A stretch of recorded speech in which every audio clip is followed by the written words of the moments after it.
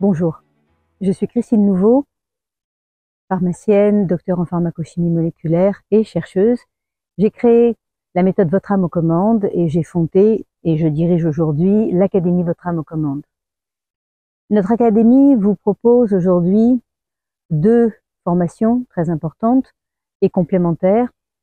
La formation Sophroanalyse, Votre âme aux commandes, qui libère l'axe personnel des gens, et la formation en constellation familiale et systémique qui en libère l'axe transgénérationnel et systémique.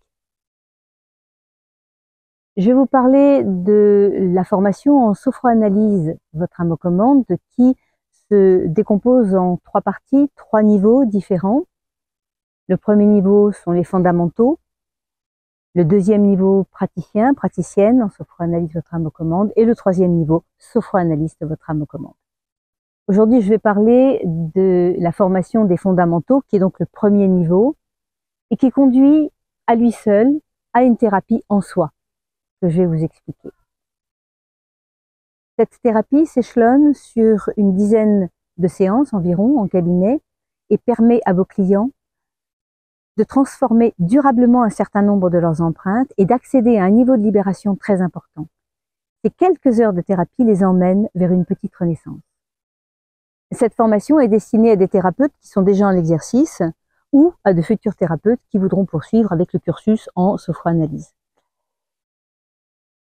Avec les fondamentaux en sophroanalyse Votre âme aux commandes, vous accompagnerez vos clients à découvrir et libérer des parties d'eux enfantines qui sont en souffrance et toujours aux manettes de leur vie. À prendre conscience que ces parties-là sont l'origine exacte de beaucoup de leurs difficultés dans leur vie quotidienne, relationnelle, professionnelle. Vous saurez les accompagner avec justesse dans les libérations de ces trop-pleins émotionnels qui sont restés enfouis. Et leurs âmes, toujours aux commandes, leur apporteront les informations, les éclairages nécessaires pour installer à l'intérieur d'eux un niveau de discernement et de transformation, en particulier dans la relation avec leurs proches, qui changera toute leur vie. Vous leur permettrez ainsi de franchir une étape très importante et indispensable dans leur évolution. Pour moi, c'est carrément le passage de la porte de la liberté. Les bénéfices sont très nombreux et dépendent du vécu de chacun, bien entendu. Mais dans les composantes communes, ce que vos clients pourront vous rapporter dans leurs témoignages, c'est de se sentir plus léger, l'esprit clair, plus ancré, voire plus consistant, et carrément des fois plus grand. La plupart d'entre eux rapportent également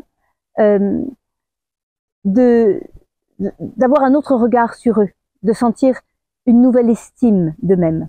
Et, bien entendu, de sentir aussi l'énergie qui pulse, une envie d'avancer, une énergie pour avancer qui se représente. Autrement dit, pour résumer, vos clients se sentent plus présents et plus engagés dans le flux de la vie.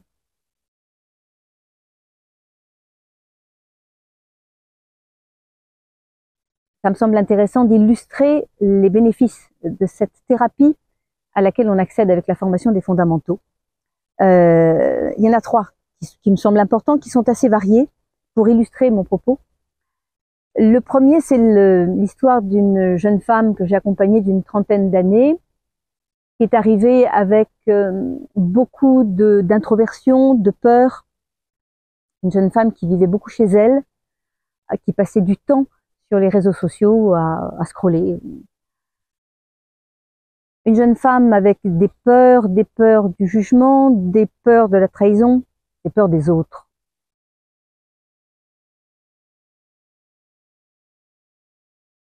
Elle avait également des problèmes dans le passage à l'action, elle était très inhibée par rapport à ça, qui résultait en beaucoup de procrastination, une difficulté à lancer ses projets. Donc un espèce de point mort, de rétractation, dirais-je, à la fois dans sa vie personnelle et professionnelle. Son âme l'a aidée en lui montrant des parties de son enfance très en souffrance et qu'elle ne voulait pas voir. En particulier, elle a découvert qu'avec son père, très froid et violent, elle jouait la sauveteuse en s'occupant de lui, comme si elle était sa mère, du haut de ses 5-6 ans jusqu'à l'adolescence. Elle faisait tout pour lui faire plaisir. Elle prenait même sa tristesse, je me souviens. Autrement dit, cet homme était très en souffrance, évidemment. Cet enfant s'est retrouvé à porter la tristesse de son père, en plus de la sienne propre. Elle était douée à l'école, et elle avait évidemment très peu d'affection, autrement dit, elle était en manque affectif total, d'autant plus que sa mère, si je me souviens bien, n'était pas très souvent là, à cause de son métier. Et quand elle espérait quelques signes de reconnaissance, en ramenant une bonne note par exemple, son père systématiquement la cassait et la dévalorisait. Genre un 17, pourquoi pas un 19? Ou t'as dû pomper sur ta copine. Simplement, grâce à son travail en séance, cette jeune femme, qui vivait enfermée chez elle comme une sauvage, s'est retrouvée, s'est sentie acceptée, s'est même surprise à accepter, une invitation de ses amis, qui eux l'avaient pas oublié. Une première invitation, une deuxième invitation, et une ouverture vers ce monde, une envie de sortir. De manière extraordinaire, son patron lui a proposé une augmentation, alors que ça faisait 2-3 ans qu'elle avait renoncé à en demander, parce que systématiquement, chaque fois qu'elle en avait fait la demande, au préalable, il la refusait systématiquement. Là, ça lui est arrivé comme un cadeau.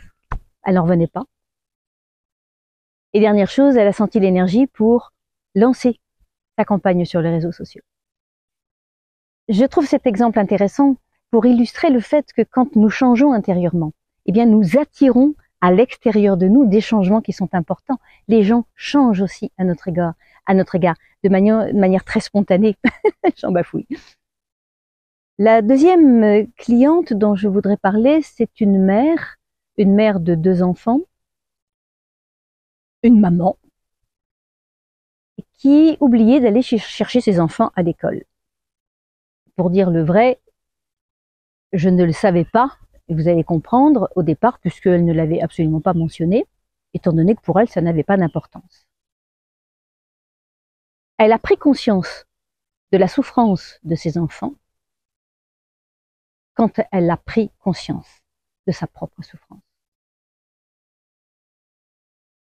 Son âme l'a ramenée vers l'âge de 6-7 ans, quand ses parents devaient venir la chercher à la danse, pratiquer la danse. Et systématiquement, ses parents lui disaient « on va arriver à telle heure ». Et il n'arrivait jamais à cette heure-là. Elle pouvait attendre jusqu'à plus d'1 heure, assise sur les marches du bâtiment qui donnait à la salle, recroquevillée sur ses affaires. Et ce que se disait cette petite fille à l'intérieur d'elle, qui est poignant, c'est « je dois pas être une bonne petite fille pour mériter ça ». Mais du coup, ils sont gentils mes parents, de me permettre quand même d'aller à la danse, alors que je suis pas une bonne petite fille. Et finalement, c'est beaucoup d'amour qu'il me donne. C'est incroyable comment un enfant arrive à interpréter et retourner contre lui quelque chose qui est évidemment, et ce dont elle a pris conscience, la manifestation d'une maltraitance. Une maltraitance, pourquoi? Parce que elle était systématique et qu'elle se manifestait également dans d'autres domaines de sa vie.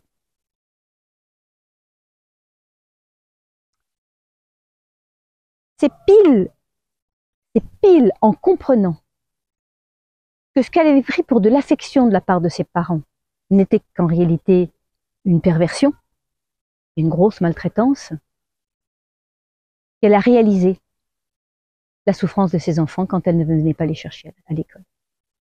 Ça a été un moment incroyable, elle s'est mise à pleurer. Et ça a été immédiat.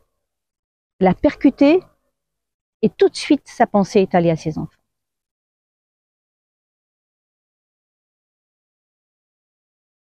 Quand elle est revenue, la séance suivante, son regard avait changé. Il y avait quelque chose dans son regard qui avait changé. Je ne savais pas quoi, mais je l'ai compris quand elle m'a parlé ensuite. Elle m'a dit, je me sens plus présente à mes enfants. Autrement dit, jusque-là, quand elle était avec ses enfants, son corps était bien présent physiquement. Mais elle n'était pas là. C'était vide. Il n'y avait personne. Ce qui avait changé, et ce que j'avais repéré dans la lueur de son regard, c'est la présence. Son cœur s'est ouvert à ses enfants, véritablement. C'est un exemple qui m'a énormément touchée.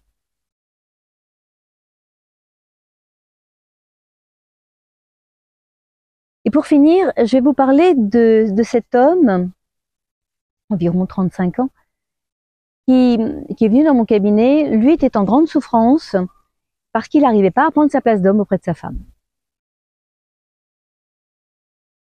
Alors ça se manifestait par exemple, quand il voulait proposer quelque chose, quand il avait des initiatives qui étaient là sur le point, parce que c'est un homme qui était très actif par ailleurs. Et là, la peur le saisissait. Vraiment la peur de qu'est-ce qu'elle va dire, la peur d'être jugée, qu'est-ce qu'elle va en penser. En creusant un peu, il s'est rendu compte que sa véritable peur, c'était la peur de l'abandon.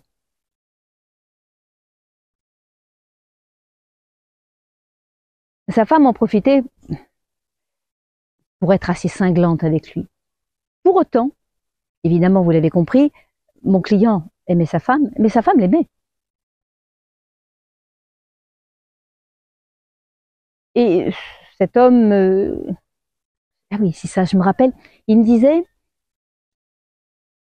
je tiens pour mes enfants et aussi parce que j'ai beaucoup de reconnaissance de la part de mes clients. Pour autant, il composait quand même pas mal avec la nourriture, hein, ce qui n'arrangeait pas sa dévalorisation. Dans le travail, son âme lui a montré que sa mère n'était pas celle qu'il avait fantasmée. Il m'avait présenté initialement sa mère comme une maman très aimante. Et il a pris conscience que sa mère n'était pas du tout dans un comportement d'une mère aimante, bien loin de là. Alors, comment est-ce qu'on arrive à installer cette déformation, je dirais, de notre vision dans les choses qu'il m'a racontées? Ma mère, quand elle est avec ses copines, elle dit toujours mon enfant est très obéissant, il fait tout ce que je veux, je suis fière de lui. Voilà un élément de reconnaissance qui est confondu avec de l'affection. Pour autant, quand elle était dans l'intimité, mon client n'avait pas ça d'amour. Elle ne s'occupait pas de lui. Quand il jouait sur le tapis, il disait je regarde, chaque fois je regarde pour voir si elle pose pas un petit regard sur moi. Quand il s'avançait un petit peu trop près, quand il s'approchait, elle le repoussait. Il n'avait d'intimité avec sa mère que dans les moments où elle s'épanchait sur lui en se plaignant du père et de tous les malheurs de sa vie. Et ce petit garçon servait de déversoir à cette mère. Le prix à payer pour être avec elle. Grâce aux libérations vécues en séance, il a pris d'un coup une autre dimension. Il s'est senti plus consistant en face de sa femme, et les mots lui sont venus tout seuls, sans arrière-pensée de qu'est-ce qu'elle va se dire, qu'est-ce qu'elle va penser, etc. C'est sorti de manière fluide. Et sa femme s'est montrée plus conciliatrice. Il avait retrouvé une stature d'homme. Ce qui est rigolo, c'est que il a quand même ajouté, il y a de temps en temps, elle fait encore la gueule, mais ça dure pas très longtemps. Si vous êtes intéressé, je vous invite à aller regarder sur le site votreameauxcommandes.com. Vous pourrez donc y lire, découvrir le programme dans son entier avec tous ses objectifs et tout le dispositif pédagogique que nous avons mis à votre disposition. Et n'hésitez pas à me contacter si vous en avez envie.